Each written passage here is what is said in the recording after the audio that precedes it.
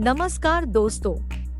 आपका स्वागत है योगेश महाजन लीगल चैनल पर। योगेश महाजन लीगल चैनल पर हम आपको प्रस्तुत करेंगे नवीनतम सुप्रीम कोर्ट के फैसलों और विभिन्न अन्य न्यायालयों के फैसलों पर और विधि ज्ञान को प्रसारित करने का प्रयास करेंगे। इस चैनल पर हम न्यायिक फैसलों के महत्व को समझाने और विधि समझौतों की युक्तियों को समझाने का प्रयास करते हैं। हमारा मकसद है कानून और न्याय के क्षेत्र में ज्ञान को आपके पास पहुंचाना, तो कृपया हमारे चैनल को सब्सक्राइब करें, घंटी आइकन दबाएं, वीडियो को लाइक और शेयर करें। दोस्तों, माननीय सुप्रीम कोर्ट का एक फैसला है जो कि 3 मार्च 2025 का है। यहाँ पर स्टेट है, उन्होंने अपील डाली थी, हाई कोर्ट के ऑर्डर को चैलेंज किया था। यहाँ पर हाई कोर्ट ने रिलीफ थी वो रिस्पोंडेंट को ग्रांट कर दी थी। रिस्पोंडेंट ने एक पिटीशन थी वो हाई कोर्ट में डाली थी कि उनकी ये सबमिशन ये थी कि जो उनको जो समन इशू किया गया है स्टेट की साइड से वो मेंटेनेबल नहीं है, क्योंकि वो एक ड्राई क्लीनिंग का काम करते हैं और जो ड्राई क्लीनिंग जो है वो मैन्युफैक्चरिंग के दायरे में नहीं आता है, तो इसलिए जो फैक्ट्री एक्ट 1948 के जो प्रोविजंस है उनके ऊपर अट्रैक्ट नहीं होते हैं। हाई कोर्ट है वहां पर रिलीफ थी, उनको ग्रांट कर दी थी, लेकिन यहाँ पर स्टेट ने आगे अपील डाली थी और यहाँ पर माननीय सुप्रीम कोर्ट ने जो स्टेट की जो अपील थी वो अलाउ कर दी और ये कहा कि ड्राई क्लीनिंग का जो प्रोसेस, जो क्लीनिंग होता है वो भी मैन्युफैक्चरिंग के दायरे में आता है। क्लीनिंग जो है वो जो डेफिनेशन थी मैन्युफैक्चरिंग के जोन में आती है, तो इसलिए जो समन इशू किए गए थे रिस्पोंडेंट को वो वापस रिस्टोर कर दिए। आइए इसके थोड़े से कंटेंट्स को देखते हैं, समझने की कोशिश करते हैं, क्योंकि ये लेंथी जजमेंट है, 35 पेजेस 35 पेजेस की जजमेंट है। और ये क्रिमिनल अपील नंबर ऑफ 2025 जो अराइजेस हुई थी, special leave petition criminal 1959 of 2022, जिसमें appellate state of Goa and another है। और यहाँ पर अपील में यहाँ पर स्टेट ने करेक्टनेस ऑफ ऑर्डर के ऊपर चैलेंज किया था कि जो हाई कोर्ट ऑफ बॉम्बे ने जो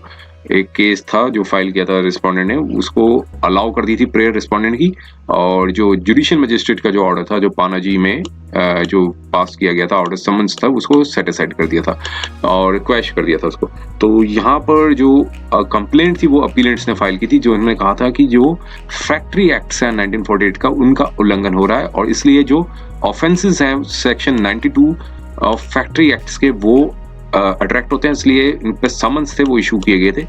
अब फैक्ट्स के ऊपर बताया गया क्या था फैक्ट्स कि रिस्पोंडेंट जो है एक बिजनेस चलाते हैं वो प्रोफेशनल लॉन्ड्री सर्विसेज का, और यहाँ पर बताया कि रिस्पोंडेंट के पास जो अप्रूव्ड प्लान था जो सेक्शन 3 गोवा फैक्ट्री रूल्स के तहत वो नहीं था, और जो कि सेक्शन 6 फैक्ट्री एक्ट 1948 के साथ पढ़ा जाना चाहिए। और यहाँ बताया कि चूंकि जो प्रेमिसेस थी वो फैक्ट्री के तौर पे यूज की जा रही थी बिना फैक्ट्री लाइसेंस के, तो जो कि एक उल्लंघन था रूल 4 का, और जो कि read with 6 of the section 6 जो 1948 के एक्ट के साथ पढ़ा जाए, तो उन दोनों का रूल और एक्ट का उल्लंघन था। और रिस्पोंडेंट ने कोई एप्लीकेशन थी रजिस्ट्रेशन के लिए भी सबमिट नहीं की थी, और जो लाइसेंस जो कि रजिस्ट्रेशन और ग्रांट ऑफ लाइसेंस दिया जाए, जो कि एक वायलेशन था 6 रूल्स का और सेक्शन 6 ऑफ 1948 एक्ट का। इंस्पेक्शन रिपोर्ट थी वो भी फर्निश्ड की गई थी कवरिंग लेटर के तहत, और जो ऑक्यूपायर ऑफ द रिस्पोंडेंट थे जो उन्होंने कहा था कि आप कॉम्प्लायंस करें 15 दिन के अंदर, और इंस्पेक्शन रिपोर्ट थी उसमें बताया कि 9 से ज्यादा वर्कर्स थे, एम्प्लॉयड थे, और उनका कोई मस्टर रोल था वो मेंटेन नहीं था, जो मई 2019 का जो महीना था, और मैन्युफैक्चरिंग प्रोसेस था जो क्लीनिंग और वॉशिंग ऑफ क्लोथ्स का जो कार्य था वो किया जा रहा था। तो यहाँ पर बताया कि रिपोर्ट में जो मशीनरी और इक्विपमेंट्स थे उसके भी डिटेल्स बताए थे, और जो इंस्टॉल थे पावर का भी इस्तेमाल हो रहा था, जो कि प्रीमिसेस थी वो फैक्ट्री के दायरे में आती थी सेक्शन 2M सब part I of the 1948 act के तहत। और ये ऑब्जर्व किया गया था कि ये वायलेशन था, तो जो कि ना तो रजिस्ट्रेशन थी और ना ही लाइसेंस था, फैक्ट्री जो प्रीमिसेस को फैक्ट्री के तौर पे यूज किया जा रहा था, और ऑक्यूपायर को एडवाइस किया गया था कि वो एक एप्लीकेशन दें, कंप्लायंस करें एक्ट के तहत, जिन्हें तो उनके अगेंस्ट क्रिमिनल ऑफेंस था जो पनिशेबल 1948 के तहत किया जाएगी, कार्रवाई की जाएगी। तो कंप्लेंट ने ये भी अलर्ज किया गया था, जो लेटर था वो अथोराइज सिग्नेचरी थी रिस्पोंडेंट के, उसको साइन किया गया था, और रिप्लाई भी फर्निश्ड किया गया था। उसमें कहा था कि एक नेम और स्टाइल था, एक जगह का नाम जो बताया गया जिस नाम पे फैक्ट्री जो लॉन्ड्री थी वो यूज की जा रही थी, और इसका कि उनके 28 6 कलेक्शन सेंटर्स थे गोवा में, और एक सेंट्रल प्रोसेसिंग यूनिट था, और 58 एम्प्लॉइज थे जो कलेक्शन सेंटर करते थे, जिसमें 10 वर्कर्स भी थे सेंट्रल सीपीयू में, सेंट्रल प्रोसेसिंग यूनिट में। और सिमिलर इंस्पेक्शन भी की गई थी अक्टूबर 2005 में, जिसमें कोई एक्शन नहीं लिया गया था। और जो एक्ट था 1948 के तहत, जो फैक्ट्री एक्ट है, उसमें वॉशिंग और ड्राई क्लीनिंग की जा रही थी, वो कंस्टिट्यूट नहीं होता है मैन्युफैक्चरिंग प्रोसेस का, ऐसा कथन था रिस्पोंडेंट का। और लॉन्ड्री बिजनेस जो है वो एक सर्विस है, ना कि एक मैन्युफैक्चरिंग एक्टिविटी है। तो ये रिस्पोंडेंट ने अपने सबमिशंस दिए थे। और चूंकि जो प्रोडक्ट है वो इंटेंजिबल है, मींस उसको टच नहीं किया जा सकता, एक सर्विस है, उसको टच नहीं किया जा सकता। तो इंटेंजिबल जो होता है, जो इसको टच ना किया जा सके, और चूंकि सर्विस थी वो ड्यूली रजिस्टर्ड थी अंदर शॉप्स और एस्टेब्लिशमेंट एक्ट के तहत। तो लेटर में जो कई जजमेंट्स भी थी वो एनेक्स की थी, और कहा था कि जो उनकी एक्टिविटी है वो मैन्युफैक्चरिंग प्रोसेस के अंदर नहीं आती है। और यहाँ पर एक हेयरिंग भी की गई थी चीफ इंस्पेक्टर के साथ, एक डेट बताई है। और कंप्लेंट ने फर्दर ये भी बताया कि से जो रिप्लाई था वो अनसेटिस्फैक्टरी पाया गया रिस्पोंडेंट का, और कंप्लेनेंट ने रूट और कहा कि जो इंफॉर्मेशन थी वो रीजनल डायरेक्टर ESIC से मिली कि रिस्पोंडेंट जो का यूनिट जो है वो सेक्शन 2 सब पार्ट 12 ESI एक्ट के तहत आता है, और उनको ESIC कोड भी मिला हुआ था। और कंप्लेंट जो है वो कंक्लूड की गई कि कोई सेटिस्फैक्टरी रिप्लाई नहीं आया गया, तो इसलिए रिस्पोंडेंट के ऊपर कार्रवाई की बनती है सेक्शन 92 1948 एक्ट के तहत। तो अब समन्स थे वो इशू किए गए, और यहाँ पर कि मजिस्ट्रेट कोर्ट में अब उस समन्स जो आए थे मजिस्ट्रेट कोर्ट से, वहां पर रिस्पोंडेंट ने एक हाई कोर्ट बॉम्बे गोवा में एक क्वेश्चन की पिटीशन डाली कि समन्स जो और कंप्लेंट है वो 2 ग्राउंड से इसके कहा कि जो ऑर्डर्स और समन्स जो जिसमें समन्स इशू किए गए वो अनरीजनड है, उसमें काफी जो ग्रेव एरर्स हैं फैक्ट्स और लॉ की, और कोई एप्लीकेशन ऑफ माइंड नहीं है इसमें। और प्रोसेस जो है ड्राई क्लीनिंग ऑफ क्लोथ्स जो है वो मैन्युफैक्चरिंग प्रोसेस के दायरे में नहीं आता है, जो 1948 एक्ट के तहत डिफाइंड किया गया है। और जो बिजनेस ऑफ लॉन्ड्री जो है वो एक सर्विस है, और प्रीमिसेस जो है मैन्युफैक्चरिंग यूनिट 1948 के अंदर नहीं आता है। अब हाई कोर्ट ने क्वैश कर दी, और ये डिटेल ऑर्डर था वो बताया हाई कोर्ट ने। अब अपीलेंट्स जो है स्टेट थी, उन्होंने हाई कोर्ट के ऑर्डर को चैलेंज किया। सबमिशंस थे वो सीन सुनेंगे। अब एनालिसिस कोर्ट ने ये क्या किस तरीके से किया, देखिए कंप्लेंट में बताया गया था रिस्पोंडेंट जो है उन्होंने वायलेट किया था, ये कंप्लेंट के इंग्रेडिएंट्स के ऊपर बताया गया है। और अब स्टैट्यूटरी डेफिनेशन थी कोर्ट ने एनालाइज की 2M और 2K क्या होती है। 2M जो है 1940 जो एक्ट है उसकी बताइए फैक्ट्री का मतलब क्या है, जिसमें 10 से ज्यादा लोग काम करते हों, इसके बारे डेफिनेशन को यहाँ पर मींस रिप्रोड्यूस किया जो फैक्ट्री एक्ट थी। और मैन्युफैक्चरिंग प्रोसेस है 2K के बारे में बताया कि क्या काम होता है मैन्युफैक्चरिंग का। अब यहाँ बताया कि डेफिनेशन को प्रिज्यू करने के बाद ये निकल के आता है कि जो प्रीमिसेस जो है, जो परसिनेंट्स में भी काम चल रहे हैं, जहां 10 से ज्यादा लोग काम कर रहे हों, वो किसी भी पार्ट में जिसमें मैन्युफैक्चरिंग प्रोसेस किया जा रहा हो, जहां पावर का इस्तेमाल किया जा रहा हो, तो वो 1948 एक्ट का जो है मैन्युफैक्चरिंग प्रोसेस को डिफाइन किया गया है, जिसमें बनाना, मेकिंग करना, अल्टरिंग करना, रिपेयरिंग करना, ऑर्नामेंटिंग करना, फिनिशिंग करना, पैकिंग करना भी मैन्युफैक्चरिंग है, ऑयलिंग भी है, और क्लीनिंग ऑफ वॉशिंग और क्लीनिंग। देखिए यहाँ एक्ट है उसमें क्लेरिफाई हो गया था, वॉशिंग और क्लीनिंग जो है वो उसके दायरे में आता है, मैन्युफैक्चरिंग यूनिट में आता है। ब्रेक तो तोड़ना, डिमोलिश करना, और सेल, ट्रांसपोर्ट, डिलीवरी, डिस्पोजल के लिए। तो यहाँ और प्लेन रीडिंग करने के बाद ये पाया कि जो वॉशिंग है, क्लीनिंग किसी प्रकार के आर्टिकल को जिसको यूज करना हो, सेल, ट्रांसपोर्ट, डिलीवरी, वो मैन्युफैक्चरिंग प्रोसेस के अंदर आएगा। और हाई कोर्ट ने जब जजमेंट पर रिलाई किया था, पंजाब हरियाणा हाई कोर्ट की एक जजमेंट के बारे में बताया है, वो employ state insurance corporation versus triplex dry cleaners and others, इस पे जजमेंट पर रिलाई करने के बाद कंक्लूड ये किया था कि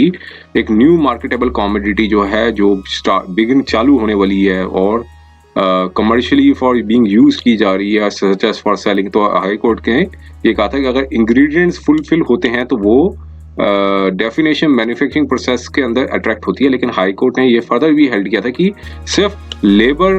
को बिस्टोर्ड ऑन आर्टिकल, अगर कोई लेबर अप्लाई की जा रही है मशीनरी पे, तो वो मशीनरी के थ्रू अप्लाई की जा रही है, तो वो मैन्युफैक्चरिंग प्रोसेस के अंदर नहीं आती जब तक कि वो प्रोग्रेस ना हो गई हो या फिर ट्रांसफॉर्मेशन इंश्योर्स करती हो कि जो आर्टिकल जो हैं वो कमर्शियली नॉन हो या फिर अनदर हो, जो डिफरेंट आर्टिकल जो हो जो बिगिन इन एग्जिस्टेंस। तो ये जजमेंट के ऊपर पूरा उन्होंने रिलाई किया था हाई कोर्ट ने जब रिस्पोंडेंट के फेवर में किया था। अब यहाँ पर कोर्ट ने object and reasons of 1948 act है उसके बारे में यहाँ पर उसको एग्जामिन किया, कहा कि ऑब्जेक्ट एंड पर्पस क्या है 1948 एक्ट का, उसके ऊपर पूरा यहाँ पर एग्जामिन किया है।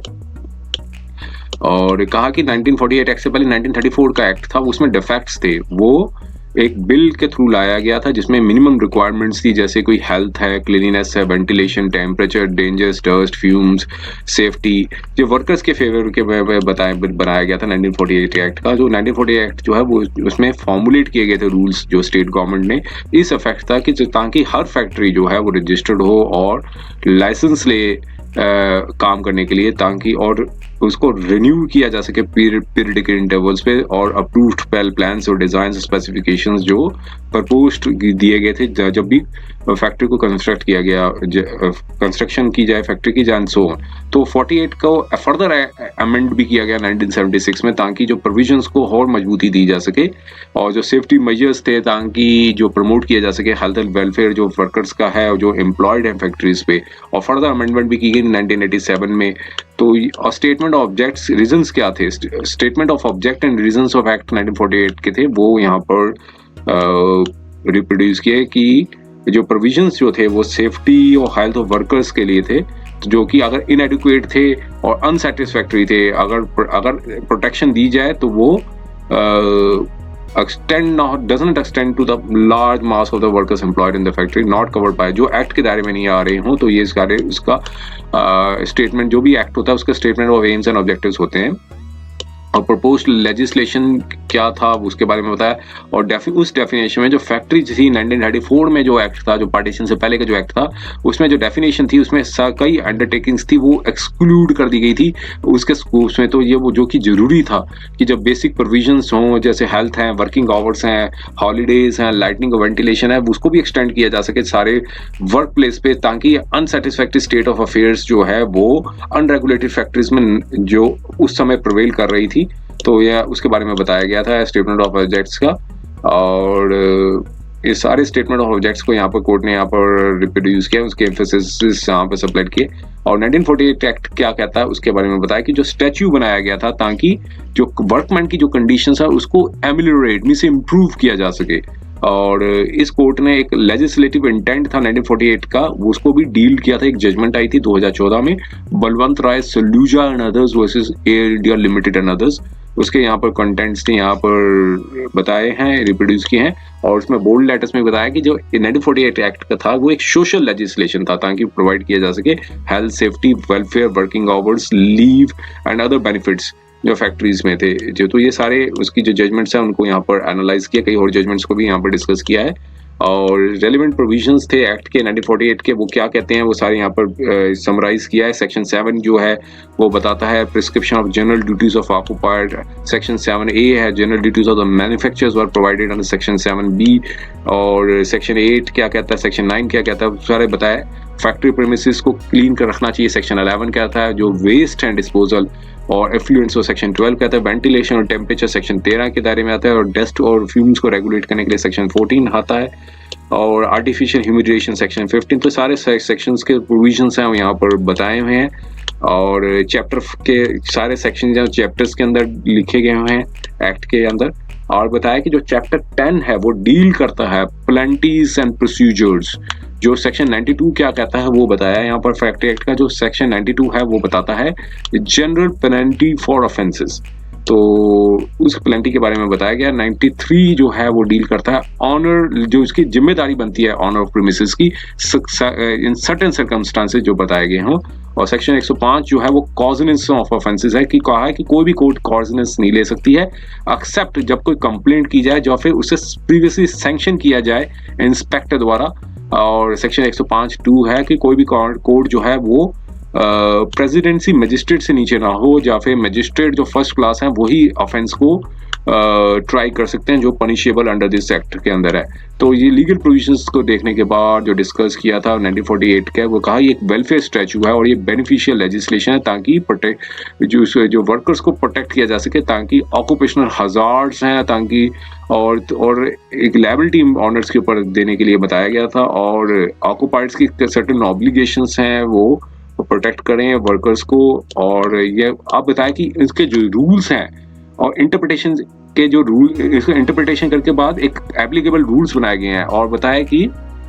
ये एक सोशल वेलफेयर लेजिस्लेशन है, उसकी इंटेंशन जो मंशा जो है वो एक लार्जर कम्युनिटी ऑफ वर्कर्स को बेनिफिट देने के लिए है, और उसको इस तरह से इंटरप्रेटेट करना चाहिए ताकि एक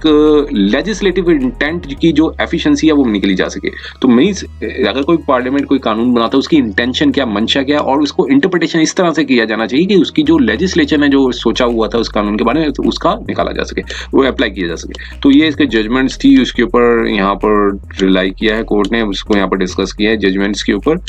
और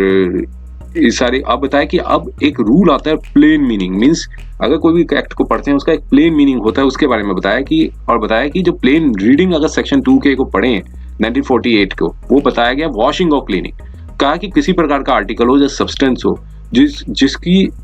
व्यू जो इस प्रकार से वॉशिंग और क्लीनिंग की जाए ताकि वो डिलीवरी जो है वो कवर्ड जो है वो क्लियरली कवर्ड की गई है मैन्युफैक्चरिंग प्रोसेस के अंदर। अब कहा कि जब वर्ड्स और स्टैट्यूटरी अगर क्लियर हैं तो प्लेन रीडिंग करने के बाद उसका इफेक्ट निकल के आता है। अब हमारे माइंड में कोई डाउट नहीं है कि जो बिजनेस ऑफ लॉन्ड्री जो है वो कैरिड किया गया था, जो रिस्पोंडेंट कर रहे थे, जिसमें क्लीनिंग और वॉशिंग ऑफ क्लोथ्स था, जिसमें ड्राई क्लीनिंग थी, वो भी दायरे में आती है मैन्युफैक्चरिंग प्रोसेस पे। तो यहाँ पर 9 से ज्यादा वर्कर्स एम्प्लॉयड थे वो सेंट्रल प्रोसेसिंग यूनिट में, और पावर का भी इस्तेमाल हो रहा था, एड ऑफ द पावर में बिजली का इस्तेमाल हो रहा था। तो अब यहाँ बताया कि जो प्लेन मीनिंग है रूल का वो भी एक्सप्लेन किया इस कोर्ट ने। एक जजमेंट आई थी जीवन लाल